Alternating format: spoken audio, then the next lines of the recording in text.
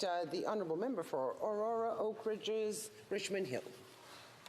Thank you very much, Madam Speaker. And as always, it's an honour to rise in this place as the representative for the great riding of Aurora, Oak Ridges, Richmond Hill, and discuss important issues of the day.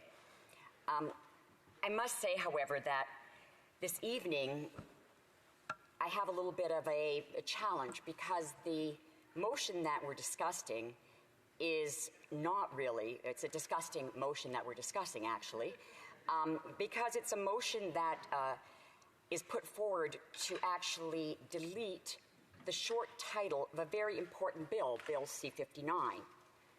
And just to be clear, the title of the bill, the long title, is an act to implement certain provisions of the Fall Economic Statement tabled in Parliament on November 21st, 2023, and certain provisions of the budget tabled in Parliament on March 28th, 2023. This is a mouthful, and so, as is the normal course of business, the bill has a shorter title, and the short title is simply the Fall Economic Statement Implementation Act 2023. The motion put forward by the Conservatives tonight, requiring debate for 5.5 hours, is to delete that short title. And just so everyone's clear, because I know this is a very important motion for the Conservative Party, we are talking about deleting the title, the Fall Economic Statement Implementation Act 2023, and not the long title. Now, why would we be discussing this motion this evening? It's a question I've asked myself. There is no good answer to that question, Madam Speaker. The answer really lies in the work that the opposition party, the official opposition party, is doing, and that we've seen them do over the past at least year.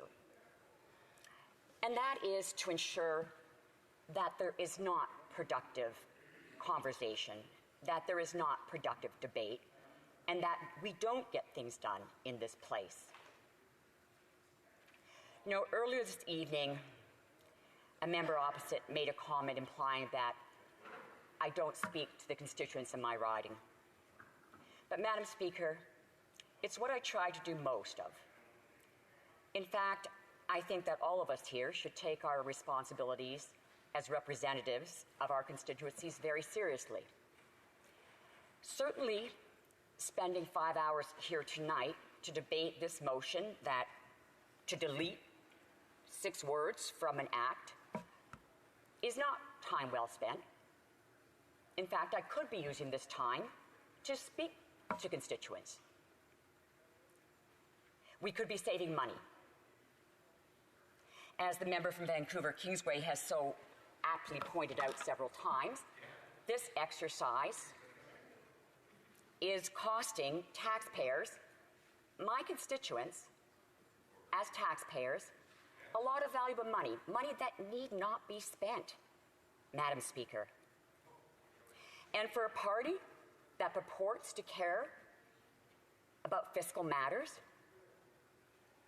a party that purports to have common sense or represent common sense, it's quite astounding to me that they have put forward this motion to debate this evening, especially when we have in front of us a piece of legislation that actually has a lot of important content that we could be discussing or debating.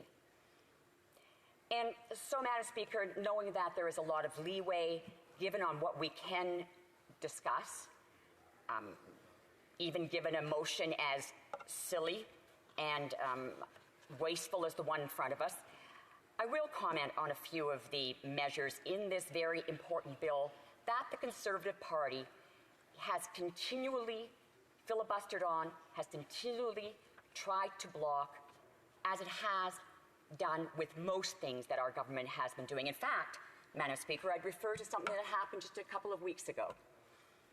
And as chair of the Women's Caucus, I was actually very discouraged to see the chair of the Standing Committee on women, on the status of women, removed. And Madam Speaker, I do not sit on that committee, but I spoke to every member of the committee. And to a person, they felt that the work being done by that chairperson and by the committee, collaborating very well to get things done, to get important things done for the women of Canada, that chairperson was removed simply because she was allowing things to be done, constructive work to be done in this place, Madam Speaker. And to a person, that committee is saddened by the fact that this member has been removed from her position.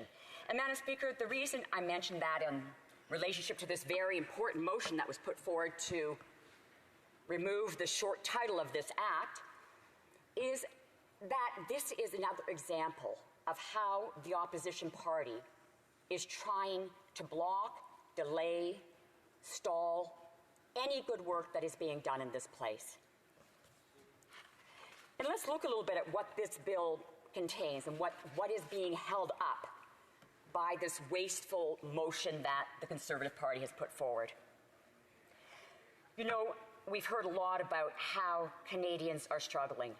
And in my riding, when I speak to my constituents, I hear how people want relief, and in particular, on the cost of food. Madam Speaker, I sit on the Standing Committee on Agriculture and Agri-Food, and I was part of the study that looked at addressing stability in food prices given the recent increase in them. And a lot of the recommendations that came up from witnesses, Madam Speaker, were regarding competition in Canada. The need for increased competition, the need for improved competition. And this bill, C-59, which we can still refer to, I think, by its short form title, the Fall Economic Statement Implementation Act 2023, has many measures that are being blocked now to do just that, to modernize our Competition Act, to give it more teeth, and to ensure that it can fight against the practices that have been occurring that have increased food prices in Canada. And Madam Speaker, one of the other things in this important bill is support for adoptive parents, including surrogates, with a 15-week shareable employment insurance adoption benefit. And I know, Madam Speaker, that to many families this is a very important measure.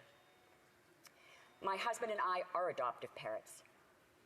And I know that when you bring a child into your home, especially an older child, that having that time to spend where you can just be with that child and not worried about other things is very important.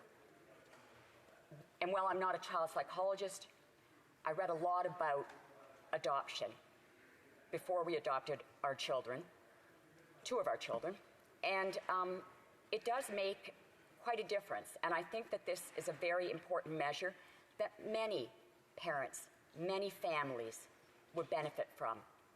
And for myself, as someone who has experienced this, to see a party opposite wasting our time tonight talking about removing the short title of a bill in order to obstruct it, in order to delay it, when I know there are parents like myself out there who would very much like those 15 weeks to spend with their adopted children, I feel is reprehensible. Madam Speaker, there's also been a lot of talk about affordability and the effect of the pollution pricing regime on Canadians. And we know that in rural areas, and I've heard this because I have some constituents that live in a semi-rural area, that there aren't always the same options. And so the rebate that is being given back to Canadians, a rebate that gives back more money to 80% of our families, is being adjusted to ensure that Canadians living in rural areas receive more, that they get a 20% top-up on the rebate that's given to other families. Madam Speaker, I know that members of the party opposite often speak about our rural ridings, about people living in rural areas, the importance of agriculture, and I share that. And so how, in good conscience, can they talk about this? And so, Madam Speaker, I conclude by saying that there is a lot of important things we could be debating.